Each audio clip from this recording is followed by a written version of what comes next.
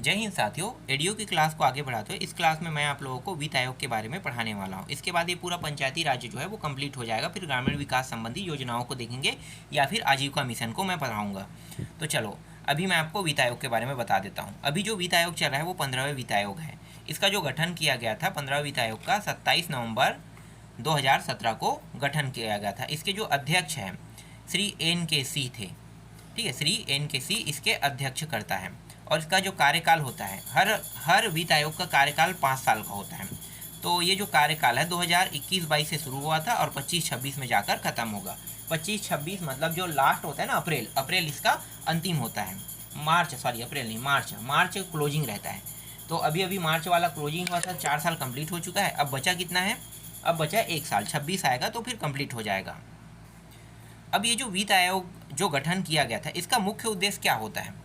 तो केंद्र राज्य के बीच वित्तीय संसाधनों का बंटवारा करना होता है, राज्यों को वित्तीय रूप से स्वायत्त बनाना और विभिन्न नीतियों पर सिफारिश देने का काम ये जो वित्त आयोग होता है इनका काम होता है। अब सिफारिशों को देख लेते हैं, क्या क्या सिफारिशें हुई होगी। तो 15वें वित्त आयोग की जो सिफारिश है इसमें एक है सांस्कृतिक पहलू। मैं अंदर पूरा नहीं जाऊँगा क्योंकि अंदर से प्रश्न पूछते नहीं है। एक है सांस्कृतिक पहलू को ले लेते हैं। फिर दूसरा है जनसांख्यिकी प्रदर्शन है। तीसरा है सहकारी संघवाद है, शिक्षा है, ग्रामीण स्थानीय निकाय है, टीकाकरण है, स्वास्थ्य सेवा है। ये सभी के सभी क्या है? ये सिफारिशें हैं। अब कुछ नया देख लेते हैं। ठीक है, मतलब 16वें वित्त आयोग के बारे में देख लेते हैं। 16वां वित्त आयोग कब से स्टार्ट होने वाला है, तो थोड़ा सा ये नया है, इससे भी प्रश्न बन सकता है। तो 16वां वित्त आयोग का जो है इनके बारे में देखते हैं। देखो 16वां वित्त आयोग जो है ये अनुच्छेद 280 के तहत गठित हुआ है। यहाँ पे अनुच्छेद लगा दिए गए, इसमें अनुच्छेद लगा दिया। कौन से अनुच्छेद के तहत? 280 के तहत गठित हुआ है। इसका गठन 31 दिसंबर 2023 को हुआ है। ठीक है, अभी 15वां वित्त आयोग चल रहा है, लेकिन 15वां वित्त आयोग के चलते चलते भाई 16वां वित्त आयोग में क्या करना है ना, क्या क्या सिफारिशें रखना है, इनका चर्चा अभी चालू हो चुका है, समझो। तो ये जो 31 दिसंबर है 2023 को, देखो वो इससे पहले वाला कितना था? नवंबर था ना, 27 नवंबर 2017 को शुरू हुआ था। ये 31 दिसंबर 2023 को शुरू हुआ है। इस आयोग का मुख्य मतलब जो काम रहेगा, स्टार्टिंग होगा वो 1 अप्रैल 2016 से होगा। मैंने बताया था क्लोजिंग होता है मार्च और अप्रैल से शुरू होता है, तो ये अप्रैल से शुरू हो जाएगा। अब ये जो 16वां वित्त आयोग है इसके अध्यक्ष कौन है? तो डॉक्टर अरविंद पनगड़िया। ठीक है, ये नीति आयोग के पूरे अध्यक्ष भी रह चुके हैं। सचिव जो है इसके ऋत्विक रंजन पांडे है। अन्य सदस्य जैसे कि अजय नारायण झा है, एनी जॉर्ज मैथ्यू है, मनोज पांडा है, सौम्य कांति घोष है। ये सभी क्या है? इसके सदस्य हैं। और इसकी जो रिपोर्ट है वो कब तक क्या आना है? रिपोर्ट जो है 31 अक्टूबर 2025 तक की इसकी रिपोर्ट आना है। और स्टार्ट कब हो जाएगा? 1 अप्रैल 2026 से चालू हो जाएगा और ये 5 साल के लिए रहेगा। ठीक है, अब इसमें और कुछ नहीं है, इनको देखने की ज़रूरत नहीं है, सब सेम रहता है। अब थोड़ा सा यहाँ पे देख लेते हैं 16वें वित्त आयोग के बारे में। 16वां का हो या 15वां वित्त आयोग का हो, इनका काम क्या होता है? देखो 16वें वित्त आयोग, यहाँ पे क्या लिखा है? 16वें वित्त आयोग के तहत पंचायत के किस निकाय को राशि प्राप्त होती है? तो त्रिस्तरीय पंचायती राज व्यवस्था 16वें वित्त आयोग के तहत राशि मिलता है। अब यहाँ पे त्रिस्तरीय में 3 स्तर है। एक होता है जनपद, जिला और ग्राम पंचायत, है ना। तो स्पेशली जो होता है ये ग्राम पंचायत के लिए होता है। देखो यहाँ पे बता दिया गया है कि जिला परिषद को पैसा नहीं मिलेगा और ना ही यह राशि पंचायत समिति को मिलेगा। समिति में कभी भी पैसा नहीं जाता है। जो समिति बना होता है ना, उसके लिए कभी भी फंड नहीं आता है, याद रखना। पंचायत में 5 मुख्य समिति है, प्रशासनिक होता है, शिक्षा समिति होता है। आप लोगों को मैंने पढ़ाया था ना। तो ये 5 समितियों में से जो समिति है इनको कभी भी फंडिंग नहीं होगा। ये सीधा पंचायत को फंडिंग होगा कि 5 लाख आपके पंचायत में है, आप उसको सड़क बनाने में उपयोग कर सकते हो, नाली निर्माण के लिए कर सकते हो, बिजली के लिए कर सकते हो, कुछ शासकीय मद के लिए जो काम पास करवाते हैं उसमें भी लगाना है, कह के ज़बरदस्ती थोप दिया जाता है। तो उन सब चीज़ों के लिए बनाया जाता है। तो ये समिति के तो नहीं है। और जिला परिषद को ये राशि प्राप्त नहीं होगा। ठीक है, जिला परिषद को भी ये राशि प्राप्त नहीं होगी। तो किन 2 चीज़ों को प्राप्त नहीं होगा, इनको आपको ध्यान देना है। ठीक है, एक तो पंचायत समिति को और एक जिला परिषद को। आगे देखो, पंचायत को यह राशि किस मद से उपलब्ध कराई जा सकती है? तो ये राशि जो है बुनियादी सेवा, अभी मैंने बताया ना, बुनियादी सेवा क्या क्या हो सकता है? सड़क बना सकते हो भाई, इसी के लिए तो दिया है ना, सड़क बनाने के लिए, भवन बनाने के लिए, जो जिस चीज़ की ज़रूरत है उसके लिए ये मद आता है, ये समझो। फिर है तीसरा है पंचायत को 16वें वित्त आयोग के तहत प्राप्त राशि का व्यय किन किन योजनाओं पर किया जाना है। देखो अब योजनाओं पर किया जाना है, देखो पीने के पानी, जल आपूर्ति, नाली सड़क निर्माण, फिर से वही आ गया सौर प्रकाश ऊर्जा व्यवस्था। जो भी गांव में आप करना चाहते हो ना, जो भी चीज़ है गांव में हो सकता है, उन सब चीज़ों को बना सकते हो। इसका एक ही मुख्य उद्देश्य है।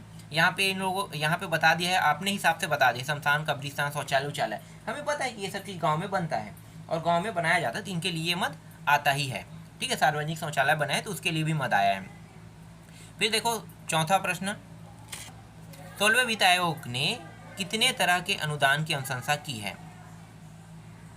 तो कितने तरह के अनुदान की अनुशंसा की है, तो देखो बुनियादी अनुदान कुल अनुदान 90% रहेगा। बुनियादी है ना, जो आपका सड़क बनाना, घर बनाना, मकान है, बिजली के लिए खंभा लगाना है ना, ट्रांसफार्मर कहीं लगाना, तो ये 90% बुनियादी हो गया। और जो 10% कार्य होता है वो निष्पादन जो होता है वो शासकीय कार्यों का होता है। शासकीय कार्य में 10% पैसा लगना ही होता है। जैसे कोई चीज़ ऐसा होता है कि जिसको आपने पास करा दिया, कोई काम लेकर गए पंचायत विभाग से कि मुझे ये काम चाहिए, तो कुछ काम जो होता है उसके लिए वो जब राशि देगा तो उसमें से कुछ पैसा यही जो वित्त आयोग है उससे भी लगा दे। ये 10% जो है ये शासकीय कार्यों की तरफ से चला जाता है। फिर 16वें वित्त आयोग के तहत की राशि प्राप्त करने के लिए न्यूनतम शर्तें क्या है। अब शर्तें क्या है भाई, तो पंचायतों को योजना निर्माण क्रियान्वयन का एक ढांचा विकसित करना होगा, साथ ही पंचायतों को अपने आय व्यय का लेखा जोखा व्यवस्थित तरीके से संधारित करना होगा। लास्ट है 16वें वित्त आयोग से प्राप्त राशि कितना प्रतिशत व्यय पंचायत के प्रशासनिक कार्यों में किया जाना है। वही 10%, अभी मैंने बताया ना 10% जो है वो प्रशासनिक कार्यों में है, शासकीय कार्य वाला, जिसका उपयोग आप नहीं कर सकते, बाकी चीज़ों का उपयोग 90% पैसे का उपयोग आप कर सकते हो। तो ये पूरा क्लियर हो गया, जितना भी था वित्त आयोग के बारे में मैंने पूरा डिटेल में बता दिया। थोड़ा बहुत देख लेते हैं इसको। ठीक है, छत्तीसगढ़ में पंचायती राज निकाय, तो एक बार और इसे रिपीट कर लेते हैं। 73वां संविधान संशोधन 1993 में हुआ था। ठीक है, अब जब हमारा छत्तीसगढ़ मध्य प्रदेश से अलग नहीं हुआ था, उस समय पंचायती राज लागू करने वाला देश का ये पहला राज्य था। कौन सा? छत्तीसगढ़ नहीं, मध्य प्रदेश ही था ना, मध्य प्रदेश का हिस्सा था, तो हम मध्य प्रदेश को पहला ही राज्य मानेंगे, छत्तीसगढ़ को नहीं मानेंगे, उसके साथ था, तो मध्य प्रदेश पहला राज्य था। मध्य प्रदेश पंचायती राज अधिनियम 1973 के तहत 30 दिसंबर 1993 को विधानसभा में ये पारित हुआ था और ये 24 जनवरी 1994 को राज्यपाल के अनुमोदन के लिए गया और 25 जनवरी को राजपत्र में प्रकाशित हो गया। जैसे ये राजपत्र में प्रकाशित हो, इसका मतलब ये होगा कि ये पारित हो चुका है, समझो। फिर छत्तीसगढ़ पंचायती राज अधिनियम 1993 7 जून 2001 को, देखो अब छत्तीसगढ़ जो है वो नवंबर 2000 में ये अलग हो गया था ना, तो नवंबर के बाद हम लोग देख लेते हैं। तो 7 जून 2001 विविध का अनुकूलन आदेश बनाया गया। ठीक है, यहाँ पे ये विविध का अनुकूलन आदेश बनाया गया। फिर 18 जून 2001 को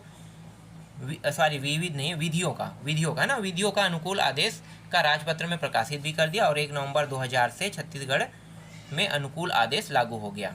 देखो 1 नवंबर 2000 को हमारा छत्तीसगढ़ अलग हो गया था। फिर ये जो 7 जून है, 18 जून है, इसके लिए अलग से जो है वो कानून बनना चालू हो गया था। मतलब जो नवंबर है ना, 1 नवंबर 2000 से जो मध्य प्रदेश में जो भी योजना है, जो भी कानून बन रहा है, वो वहीं पे लागू होगा। हमारा राज्य अलग हो गया था, हमारे पास हमारा खुद का सरकार बैठ चुका था।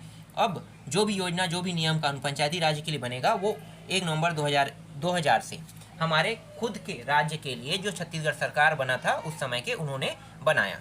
छत्तीसगढ़ में पंचायतों की संख्या देख लेते हैं। पंचायत जो जिला पंचायत है, हर एक जिले में एक होता है।